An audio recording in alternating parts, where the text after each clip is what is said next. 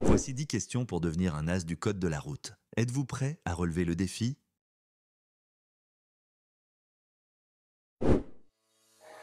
Si mon champ de vision baisse, cela n'a pas d'impact sur ma conduite? Réponse A.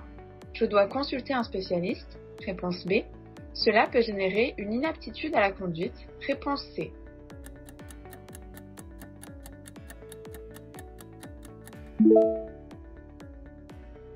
Pourquoi la vue est-elle si importante en conduite? Je dois observer tout ce qui m'entoure au volant, lire les panneaux de signalisation, etc. Avec une acuité visuelle insuffisante, je risque d'avoir des difficultés et de voir les choses trop tardivement. Si je constate une baisse de ma vision, je consulte un médecin agréé afin de m'assurer que ma vision me permet de conduire.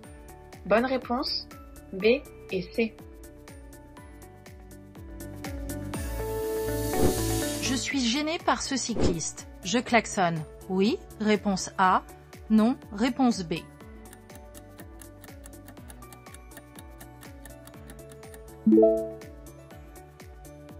Que faire dans cette situation? Je suis dans une rue étroite et un cycliste se trouve sur la chaussée. Je ne klaxonne pas car il n'y a pas de danger imminent et je patiente jusqu'à ce que la chaussée soit dégagée. Bonne réponse, B. Next level. La prise de ce médicament est sans risque pour la conduite. Oui, réponse A. Non, réponse B.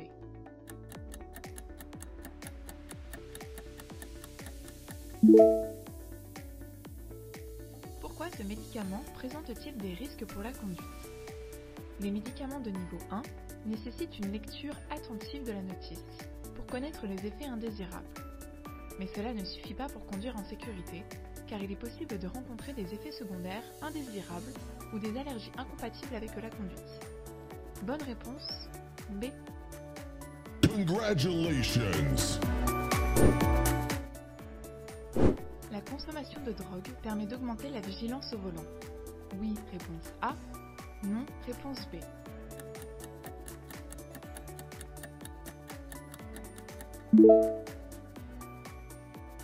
Quels sont les risques liés à la drogue?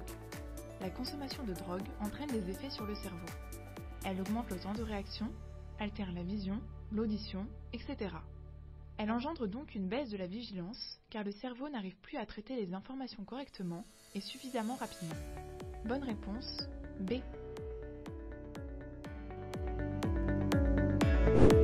Le danger principal est en zone A, réponse A.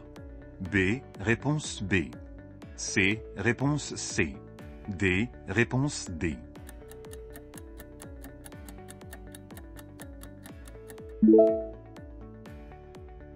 Comment analyser ici le danger principal? Je circule sur une voie étroite et les indices visuels sont nombreux. En A, des piétons ne regardent pas du tout la route. Toutes ces personnes se situent sur une grande zone d'incertitude et je dois être particulièrement vigilant. En B, le véhicule devant moi est à bonne distance et ne présente pas de danger particulier. Le volet fermé en C pourrait être dangereux si quelqu'un l'ouvrait brusquement, mais je roule prudemment. En D, je ne vois rien d'inquiétant dans mon rétroviseur. Je garde donc une attention sur le danger principal en A. Bonne réponse, A. Je peux téléphoner avec un écouteur dans mon oreille. Oui, réponse A. Non, réponse B.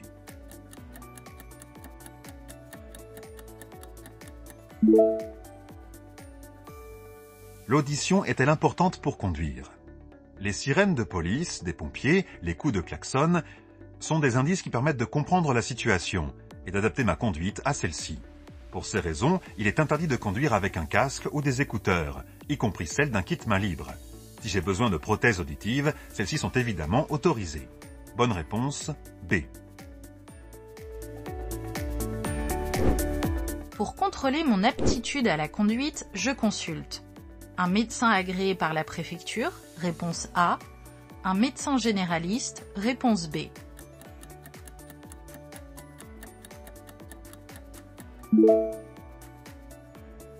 Comment contrôler mon aptitude à la conduite?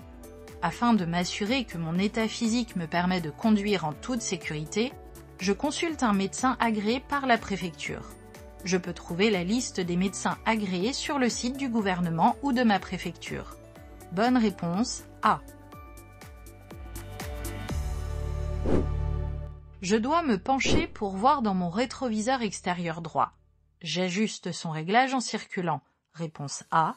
Je m'arrête et j'ajuste son réglage. Réponse B. Je continue car j'effectue un court trajet. Réponse C.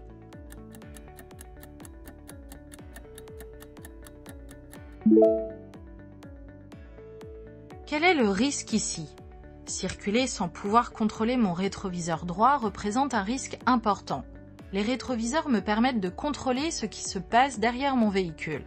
Cela est crucial pour une conduite sécuritaire. Je dois donc régler mon rétroviseur pour pouvoir l'utiliser sans avoir à me pencher ou changer de position pendant ma conduite. Pour l'ajuster, je m'arrête en sécurité. Bonne réponse B. Le trafic étant fluide, je peux utiliser mon téléphone quelques secondes. Oui. Réponse A. Non. Réponse B.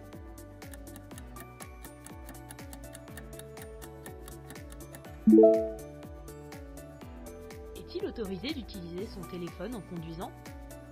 Lorsque je regarde mon téléphone, je ne peux pas regarder la route en même temps. Sinon, je perds des informations. Si un obstacle surgit, mon temps de réaction va être augmenté et ma distance d'arrêt également. Je risque également de dévier de trajectoire. Pour toutes ces raisons, je ne consulte pas l'écran de mon téléphone en roulant, quelles que soient les conditions de circulation. Bonne réponse, B. En plaçant ses mains comme ceci, cette conductrice peut facilement avoir accès aux commandes situées derrière le volant. Oui, réponse A. Non, réponse B. Peut facilement manier le volant en cas d'imprévu. Oui, réponse C. Non, réponse D.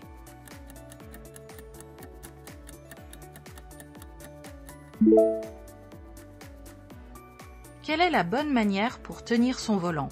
C'est celle qui vous permet de mieux maîtriser votre véhicule et votre propre fatigue. Vos bras doivent être légèrement fléchis et vos mains doivent tenir le volant de part et d'autre en 9h15 ou 10h10. Vous conduisez ainsi de façon plus souple. Ici, la position permet d'avoir accès facilement aux commandes situées derrière le volant et de bien le manier en cas d'imprévu. Bonne réponse A et C.